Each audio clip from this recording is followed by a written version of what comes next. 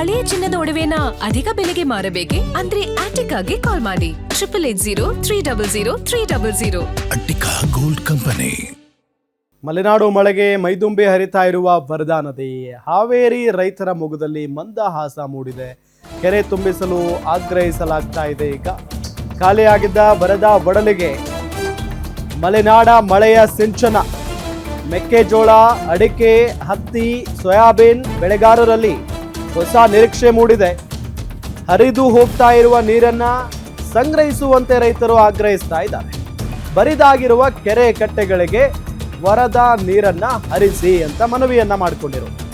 ನೀರು ಉಳಿಸದಿದ್ರೆ ಬೇಸಿಗೆಯಲ್ಲಿ ಬರ ಎದುರಾಗುವ ಆತಂಕ ಇದೆ. ಹಂಗಾಗಿ ಸುಮ್ಮನೆ ಹರಿದು ಹೋಗುವಂತ ನೀರನ್ನ ಕೆರೆ ಕಟ್ಟೆಗಳಿಗೆ ತುಂಬಿಸಿದ್ರೆ ಮುಂದಿನ ದಿನಗಳಲ್ಲಿ ಸಹಾಯ ಆಗುತ್ತೆ ಅನ್ನೋದು ಹಾವೇರಿ ರೈತರ ಆಗ್ರಹ ಆಗಿದೆ, ಬೇಡಿಕೆ ಆಗಿದೆ. ಈಗಾಗಲೇ ನಿರಂತರವಾಗಿ ಮಳೆ ಆಗ್ತಾ ಇರುವಂಥ ಹಿನ್ನೆಲೆಯಲ್ಲಿ ಸಹಜವಾಗಿ ಎಲ್ಲ ಕಡೆಯೂ ಕೂಡ ಈಗ ರೈತರಿಗೆ ಖುಷಿಯಾಗಿದೆ. ಮಲೆನಾಡು ಮಳೆ, ಹಾಗಾಗಿನೇ ವರದಾ ನದಿ ಕೂಡ ತುಂಬಿ ಹರಿತಾ ಇರುವುದು. ಹಾವೇರಿ ರೈತರು ಖುಷಿಯಾಗಿದ್ದಾರೆ. ಆ ನೀರನ್ನು ಕೆರೆ ಕಟ್ಟೆಗಳಿಗೆ ತುಂಬಿಸಿ ಮುಂದಿನ ದಿನಗಳಲ್ಲಿ ಸಹಾಯ ಆಗುತ್ತೆ ಬೇಸಿಗೆ ಸಂದರ್ಭದಲ್ಲಿ ಅನ್ನೋದು ರೈತರ ಒಂದು ಬೇಡಿಕೆಯಾಗಿದೆ. ನೋಡೋಣ ಜಿಲ್ಲಾಡಳಿತ ಇದಕ್ಕೆ ಯಾವ ರೀತಿಯಾಗಿ ಸ್ಪಂದಿಸುತ್ತೆ ಅಂತ ಹೇಳಿ.